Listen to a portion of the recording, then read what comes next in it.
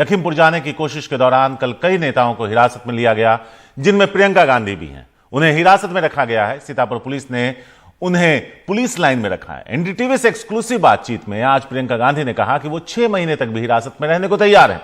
और जहां तक इस मुद्दे की बात है तो उन्होंने कहा विपक्षी पार्टी होने के नाते ये उनका फर्ज है कि वो लोगों की आवाज बने।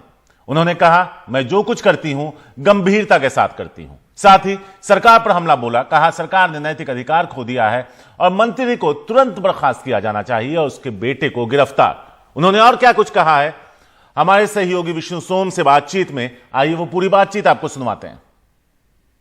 तो प्रियंका, आप 24 घंटे से ज्यादा आपको गिरफ्तार किया गया, आप इसी कमरे में रहे, तो आपका अगला स्टेप क्या रहेगा? आप क्या करेंगे इसके बाद? फिलहाल तो मैं यही हूँ, कोई ऑर्डर नहीं दिखाया गया है, कोई एफआईआर दर्ज नहीं किया गया है, तो मैं यही हूँ। किसी ने ना मुझे कुछ कहा है कि मुझे रिलीज किया जाएगा, तो मैं जब तक मुझे यहाँ रखा जाएगा मैं यही रहूँ, मुझे कोई आपत्ति नहीं है। मैं लखीमपुर खेरी में किसानों के परिजनों से मिलने जा रही थी और मेरा मकसद है कि मैं उनसे मिलूं, उनको सहानुभूति दिखाऊं, उनकी आवाज उठाऊं, मैं करती रहूंगी।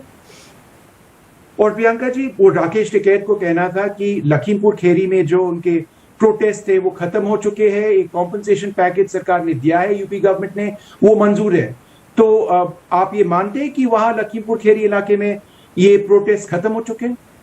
मैं ये मानती हूँ कि सरकार ने अपना नैतिक आधार खो लिया है।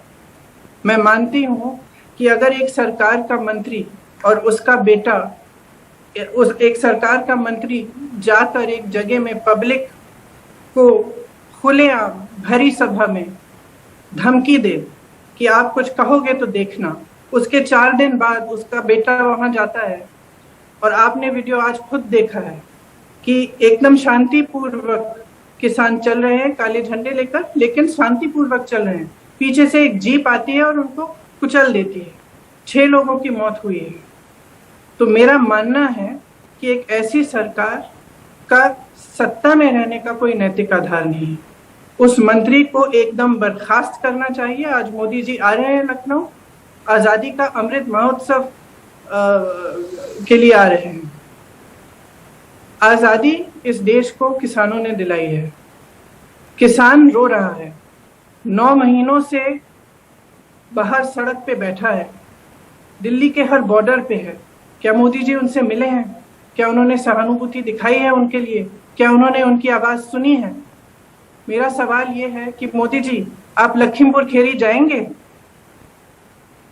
आप आजादी के महोत्सव के लिए आप आए हैं, इधर भी आइए, देखिए किसानों का क्या हाल है।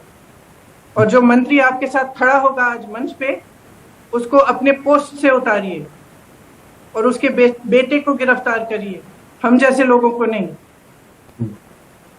और आपको अब 24 घंटे से ज्यादा आप गिरफ्तार रह चुके हैं, तो आपको मतलब आपके वकील क्या कह रहे हैं? आपको अगर इस कमरे से नहीं बाहर परमिशन देते तो आप इस कमरे में कितने दिन के लिए रह सकते हैं?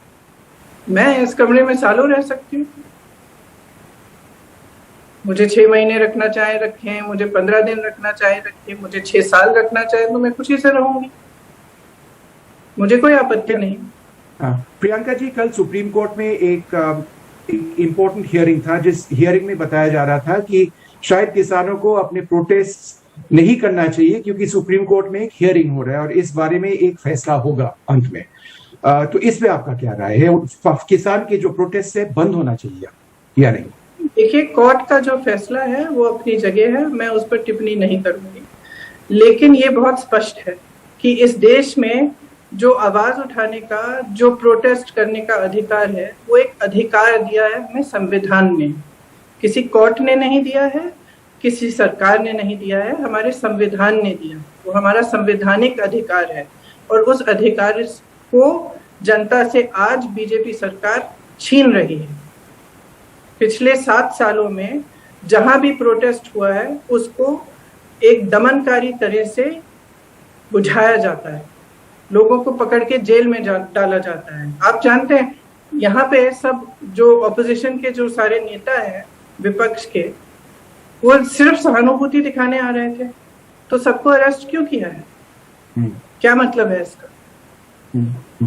और एक अंतिम सवाल आपसे, भाजपा को कहना है कि आप एक पॉलिटिकल अपॉर्चुनिस्ट है, कि आप कुछ मुद्दे को उठा के यूपी पे आते हैं और पूरी जनता जानती है, एक एक बच्चा जानता है कि सबसे बड़ा पॉलिटिकल अपॉर्चुनिस्ट कौन है। और आप ये पॉलिटिकल अपॉर्चुनिज्म की ये पॉलिटिक्स क्यों कर रहे हैं, ये बहुत घिसी पिटी कहानी है। और सच्चाई ये है कि जो भी इनके खिलाफ आवाज उठाता है, जो खड़ा होता है, उसको ये हल्के में करना चाहते हैं कि जैसे हम सीरियस नहीं है, हमारी पॉलिटिक्स सीरियस नहीं है, हमें हल्के में लिया जाए, ये इनकी आशा है। लेकिन अफसोस की बात उनके लिए ये है कि मैं बिल्कुल सीरियस हूँ और मैं सीरियसली काम कर रही हूँ।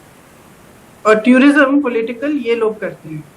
अमेरिका में मैं नहीं जाती अपने प्रेसिडेंट के साथ अपनी फोटो खिंचाने, या झूले पे मैं चीन के प्रेसिडेंट के साथ नहीं बैठती, मैं जापान नहीं जाती। पूरी दुनिया घूमते हैं इस देश के प्रधानमंत्री, सबसे बड़े टूरिस्ट वो हैं।